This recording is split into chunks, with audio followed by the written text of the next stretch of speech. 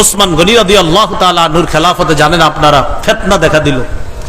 ওই সময় উমাইয়া যারা, তাদের হাতে যখন আস্তে আস্তে ফিলিস্তিনের শাসন আসলো, উমাইয়া যারা ফিলিস্তিনের শাসন করলেন, যেটা আমিরে মুয়াবিয়ার মাধ্যমে খুব আপনার খ্যাতি লাভ করেছিলেন, হাজার হাজার লাখ লাখ মাইল অঞ্চল আল্লাহ মুসলমানদের অধীনে নিয়ে এসেছিলেন।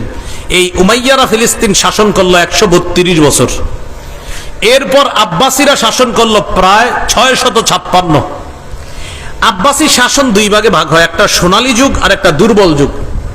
সোনালী যুগে ভালো ভালো অবস্থা ছিল মুসলমানের, তবে দুর্বল যুগে আস্তে আস্তে ফিলিস্তিনের মধ্যে আবার একটু দুর্বলতা দেখা দেয়।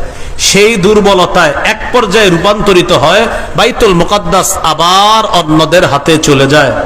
এইভাবে তখন একটা শুরু হয় ক্রুসেড, যেটাকে আমরা জানি, এই ক্রুসেড যুদ্ধ শুরু হয়।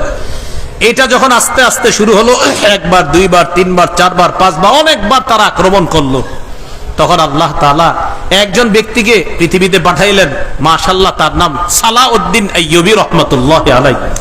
এই সালাউদ্দিন আইয়ুবী রাহমাতুল্লাহি আলাইহির মাধ্যমে